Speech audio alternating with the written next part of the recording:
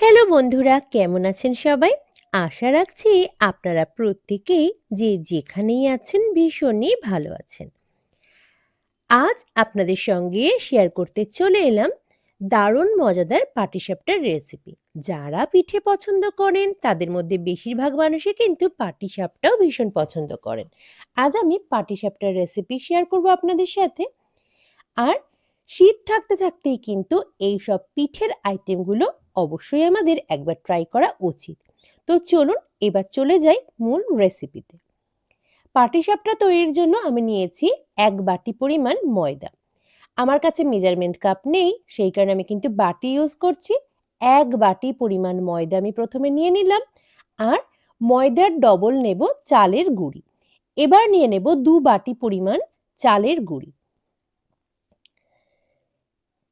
যেই বাটিতে মাপ করে আমি ময়দা ব্যবহার করেছি ঠিক একই বাটিতে কিন্তু ২ বাটি পরিমাণ চালের গুঁড়ি আমি ব্যবহার করব। আর সমস্ত উপকরণগুলো একসাথে করবার জন্য আমি একটা বড় পাত্র ব্যবহার করেছি। চালের গুঁড়ি এবং ময়দা তো নিয়ে নিয়েছি, এবার নিয়ে নিচ্ছি হাফ বাটি পরিমাণ সুজি। এই ৩টে উপকরণ নিয়ে নেওয়ার পর এর মধ্যে ব্যবহার করব সামান্য পরিমাণ লবণ। এই যে ব্যাটারটা তৈরি করা হবে তার স্বাদটার ব্যালেন্স করবার জন্য নিয়ে নিলাম গুঁড়ো করা চিনি। এটার পরিমাণটাও রেখেছি হাফ বাটি পরিমাণ। মিষ্টির পরিমাণটা কিন্তু অবশ্যই আমরা নিজেদের পছন্দ অনুসারে ঠিক করে নেব। সমস্ত উপকরণগুলোকে একটা বড় পাত্রের মধ্যে নিয়ে নেওয়ার পর একটা চামচের সাহায্যে কিন্তু সমস্ত উপকরণগুলোকে খুব ভালোভাবে মিশিয়ে নিচ্ছি। ব্যাটারটা তৈরি করার জন্য একটা বড় পাত্রে দুধ জাল করে বেশ ঘন করে রেখেছি। এটা ঘন করার যে খুব জরুরি সেটা নয়, যেহেতু দুধটা অনেকটাই বেশি ছিল সেই কারণে আমি কিন্তু ঘন করে নিয়েছি। এই দুধটাই ব্যাটারটা তৈরির জন্য আমি ব্যবহার করব। একবারে সম্পূর্ণ দুধটা আমি নিচ্ছি না, অল্প অল্প পরিমাণ দুধ এর মধ্যে নিয়ে মিশ্রণটা তৈরি করছি। দুধের পরিবর্তে কিন্তু জলও ব্যবহার করা যায়, তবে জল দিলে টেস্টটা একটু অন্যরকম হয়, দুধ দিলে টেস্টটা অনেকটাই ভালো হয়। এবার অল্প অল্প করে দুধ মিশিয়ে আমি কিন্তু সম্পূর্ণ ব্যাটারটাই তৈরি করে নেব। সমস্ত উপকরণগুলো খুব ভালোভাবে মেশানো হলে পাটিসাপটা তৈরির পর কিন্তু খেতে অনেক বেশি সুন্দর হয়। আমার মিশ্রণটা কিন্তু অনেকটাই মেশানো হয়ে গেছে, তবে এতটা গাঢ় আমি রাখবো না, তাই আরও কিছুটা দুধ এর মধ্যে আমি যুক্ত করে একটু পাতলা করে ব্যাটারটা তৈরি করব। আরও বেশ খানিকটা দুধ আমি এর মধ্যে যুক্ত করেছি। আর এখন দেখুন ব্যাটারটা কিন্তু সঠিক জায়গায় এসেছে। এই অবস্থায় আমি ১ ঘন্টা রেস্টে রাখবো। যেহেতু এর মধ্যে আমি সুজি এবং চালের গুঁড়ো অ্যাড করেছি, দুটো উপাদানকে রেস্টে রাখলে কিন্তু এটা ফুলে ফেঁপে একটা সঠিক মাত্রায় চলে আসবে। আর তারপর যে ব্যাটারটা তৈরি হবে আরও একবার ভালোভাবে মিশিয়ে নিয়ে তারপর কিন্তু আমি পাটিসাপটাটা তৈরি করতে পারবো। ফিরে এলাম ১ ঘন্টা পর। আর এখন দেখুন ব্যাটারটা কত সুন্দর ফুলে ফেঁপে উঠেছে। এটা কিন্তু বেশ মসৃণ হয়েছে। এবার চলুন পাটিসাপটাটা তৈরি করা যাক। গ্যাস ওভেনের ওপর বসিয়ে দিয়েছি একটা ননস্টিকের ফ্রাই প্যান। আর এদিকে দেখুন ব্যাটারটা কত সুন্দর স্মুথ হয়ে গেছে ফুলে উঠে। ফ্রাই প্যানের ওপর কিছু পরিমাণ সাদা তেল আমি খুন্তির সাহায্যে স্প্রেড করে নিচ্ছি। তেলটাকে গরম হতে দেব। আর যে ব্যাটারটা তৈরি করে রাখা রয়েছে এবং রেস্টে রয়েছে ১ ঘন্টা সময়ের জন্য, সেই ব্যাটার থেকে কিছু পরিমাণ ব্যাটার নিয়ে পাটিসাপটা তৈরির জন্য রুটির আকারে গড়ে নেব।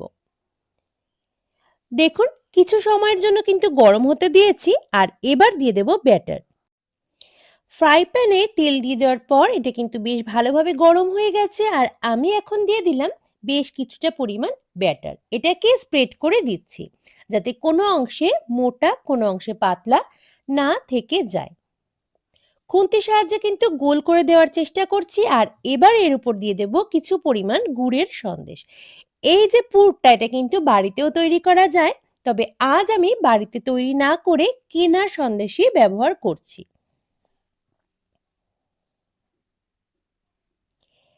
ধীরে ধীরে কাঁচা থাকা অবস্থাতেই কিন্তু রোলটা করে নিচ্ছি যাতে খুলে না যায়। রোলটা করে নিয়েছি আর এভাবে কিন্তু এই চাটুর একটা সাইড করে রেখে আমি আরও একটা পাটিসাপটা তৈরি করে নেব। যারা খুবই নরম পছন্দ করেন তারা অবশ্যই ওভাবে ভাজা হয়ে গেলেই তুলে নিতে পারেন। তবে আমি এই যে ননস্টিক ফ্রাই প্যানটা ব্যবহার করছি তার পাশেই রেখে দিচ্ছি, কারণ যতক্ষণে আরও একটা পাটিসাপটা আমি তৈরি করব ততক্ষণে কিন্তু ওটা আরও বেশি ফ্রাই হয়ে যাবে। সেই কারণে পাশে রেখে দেব পরস্পর। এটাকেও কিন্তু এই একইভাবে তৈরি করে নিচ্ছি। একে একে আমি প্রতিটা পাটিসাপটাই তৈরি করব। আমি যেহেতু আজ অনেকগুলো পাটিসাপটারি তৈরি করব, তাই পরস্পর যেগুলো ভাজা হয়ে যাচ্ছে সেগুলোকে দিয়ে দিচ্ছি চাটুর একটা সাইডে, আর মিডিল পোর্শনে কিন্তু আরও নতুন নতুন পাটিসাপটা আমি ভেজে তুলে নেব। দেখুন দুটো পাটিসাপটা করা হয়ে গেছে আর সেগুলোকে আমি পাশে রেখে দিয়েছি। এবার আরও একটা তৈরি করে নিচ্ছি।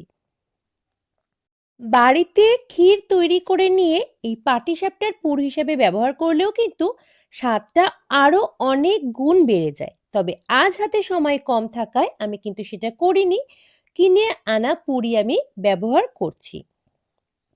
আমি একে একে বেশ অনেকগুলো পাটিসাপটা কিন্তু তৈরি করে ফেলেছি, দেখিয়ে দেবো আপনাদের। তার আগে দেখিয়ে দিলাম কিভাবে আমি পাটিসাপটাটা বানাই। আর এভাবে পাটিসাপটা বানালে কিন্তু খেতে সত্যিই খুব সুন্দর হয়। চাল, ময়দা এবং সুজির সঠিক মিশ্রণে কিন্তু পাটিসাপটাটা খুব ভালোভাবে ওঠেও। যেমন নরম হয় তেমনই কিন্তু দেখতেও বেশ সুন্দর হয়। আমার পাটিসাপটা বেশ অনেকগুলোই তৈরি করা হয়ে গেছে, আরও কিছু তৈরি করে নেব। আর এক্ষেত্রে আরও একটা কথা বলে রাখি আপনাদের, যারা একটু নরমভাবে খেতে পছন্দ করেন তারা কিন্তু ভাজাটা হয়ে গেলে তুলে নেবেন। আমরা একটু ওপরের অংশটা ফ্রাই করতেই বেশি পছন্দ করি বলে এই যে ননস্টিক চাটুটা আমি ব্যবহার করেছি তার পাশে কিন্তু ভেজে রাখা পাটিসাপটাগুলোকে রেখে দিচ্ছি বেশ কিছুক্ষণ সময়ের জন্য উল্টে পাল্টে। আর তারপর তুলে নিচ্ছি। আমি দেখিয়ে দেব কেমন হয়েছে তৈরি হয়ে যাওয়া পাটিসাপটাগুলো দেখতে। একইভাবে পরস্পর অনেকগুলোই আমি কিন্তু ভেজে ফেলেছি। আমার পাটিসাপটা তৈরি প্রায় শেষ, চলুন দেখিয়ে দেওয়া যাক আপনাদের। দেখুন সমস্ত পাটিসাপটাগুলো কিন্তু তৈরি হয়ে গেছে। আপনারাই জানাবেন দেখতে কেমন হয়েছে। আজকের ভিডিওটা কেমন লাগলো আপনাদের অবশ্যই জানাবেন কমেন্ট করে। যদি ভালো লাগে লাইক করতে ভুলবেন না। আর যারা প্রথমবার দেখছেন আমার চ্যানেলটিকে সকলকে অনুরোধ করব সাবস্ক্রাইব করে পাশে থাকবার জন্য। আন্তরিকভাবে ধন্যবাদ জানাই আপনাদের প্রত্যেককে। আপনাদের লাইক, আপনাদের কমেন্ট, আপনাদের সাবস্ক্রিপশনে কিন্তু আমাকে পরবর্তী ভিডিওগুলো তৈরিতে অনেক বেশি উৎসাহিত করবে। তাই আপনাদের লাইক, কমেন্ট এবং সাবস্ক্রিপশন কিন্তু অবশ্যই কাম্য।